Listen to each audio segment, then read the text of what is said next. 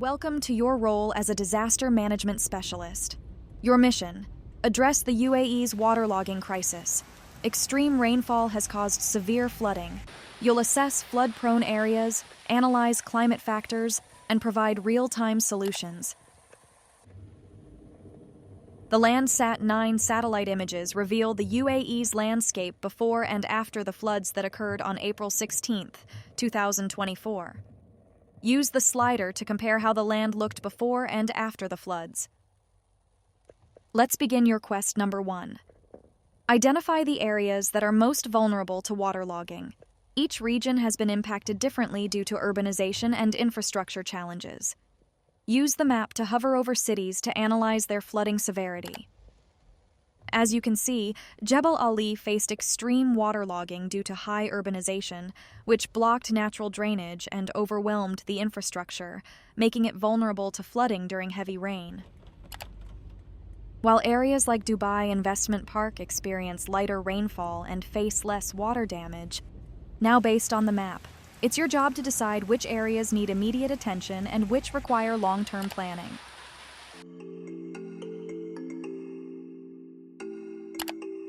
Oops.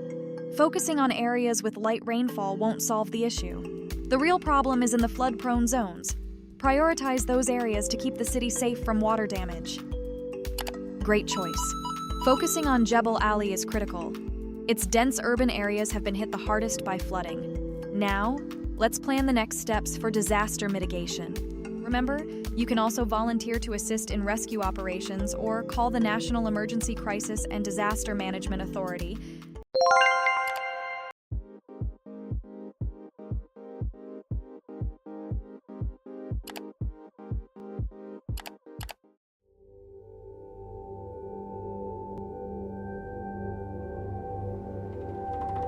Welcome to Dubai Sustainable City of Future. Your job? Solve real challenges while designing a greener, smarter city. With the help of NASA, your mission is to create a safe, resilient, and eco-friendly city based on the principles of SDG 11. Ready to get started? Let's build the city of tomorrow.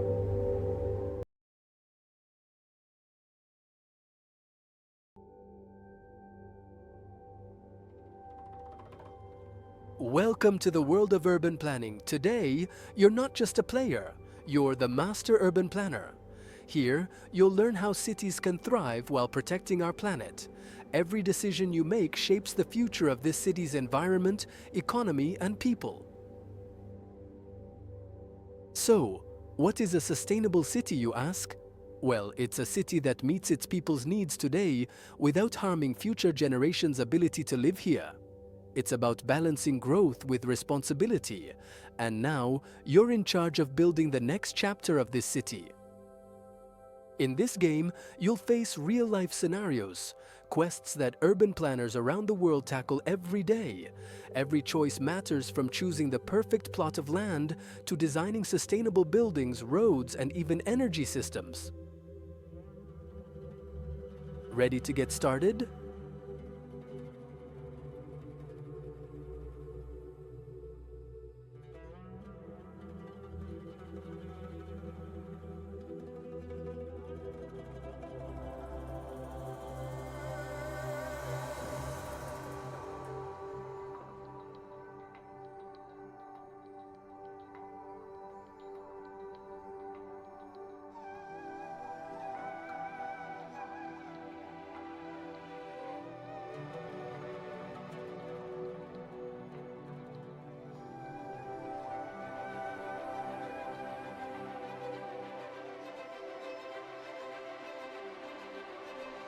Take a look at the Global Human Settlements Map.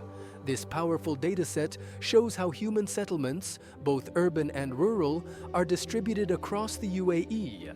You'll notice densely populated urban areas like Dubai and Abu Dhabi, as well as rural regions with fewer people. Understanding this distribution is crucial for smart urban planning, so you can recognize where cities are expanding and where rural areas might need more infrastructure. All right, first things first, choosing the perfect plot of land. But not every plot is the same. One of the most important things to check is the soil condition. Imagine building a skyscraper on sand? Yikes! So let's do a soil investigation. A borewell check helps us see if the soil can handle the weight of your building. Based on the strength of the soil, you'll choose the right foundation. Let's take a look. If the soil is weak, don't worry. We can make it stronger by using pile foundations. These deep pillars help support the building, but if the soil is normal, a simple raft foundation will do the trick. Now that you know about soil strength and foundations, which plot will you choose for your building? Consider everything you've learned so far and pick the best spot.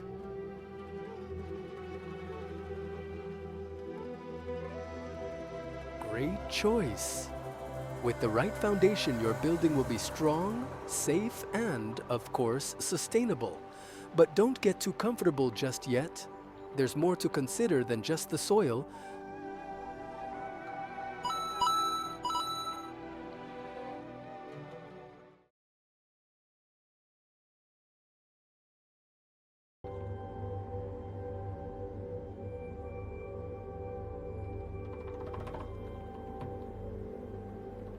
Now that we've got the soil sorted, let's talk access. A sustainable building isn't just about what's inside, it's about how people and materials can get there. You'll need road access to bring in building materials, not to mention roads for the people who will live and work here. Proper road access is key. Bonus points if you can connect this building to existing public transportation. Fewer cars mean fewer emissions.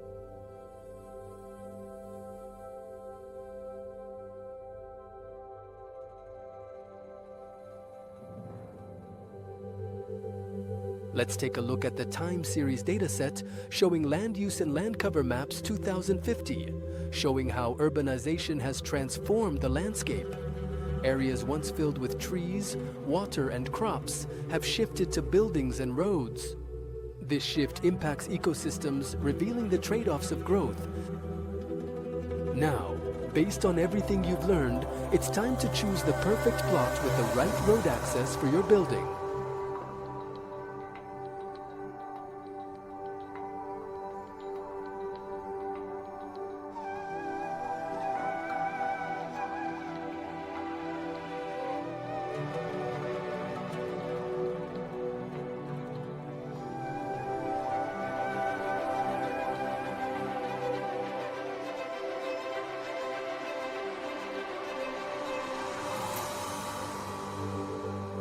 Uh-oh, it looks like this plot lacks proper road access.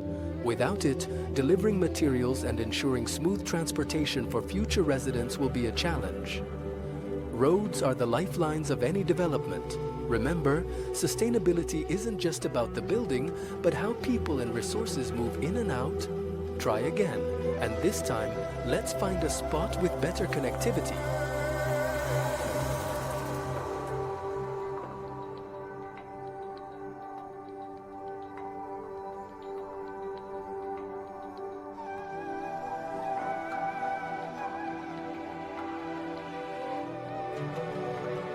Great choice! You've picked a plot with excellent road access. This will ensure smooth delivery of eco-friendly materials and provide convenient transportation options for future residents. Plus, you're one step closer to creating a sustainable, well-connected community. Let's move on to the next challenge and keep building smarter. On to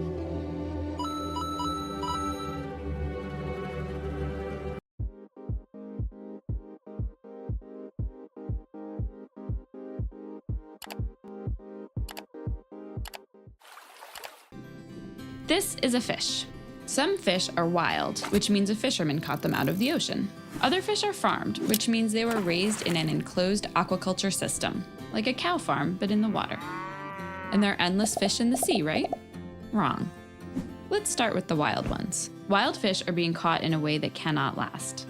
85% of the world's fisheries are currently being overtaxed, meaning wild fish are being caught at a faster rate than they can reproduce. Here's another problem that comes up with wild fish. Some fishing methods catch all kinds of additional sea life that end up dying as a result.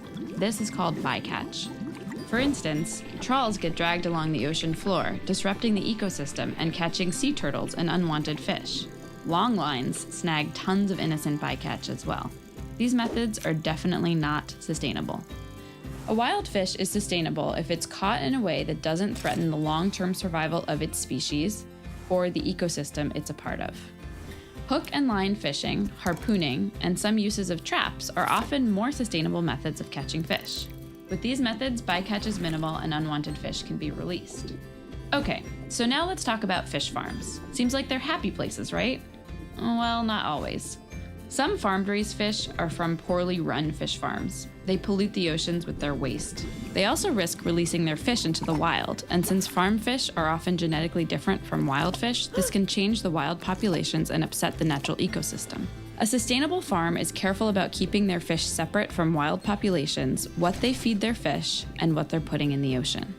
So, you're partial to your sushi, but you don't want to be a selfish jerk. What can you do? Well, if you're going to eat fish, make sure it's sustainable. Sustainability is on a fish-by-fish basis, so being responsible takes a little bit of work, but it's worth it.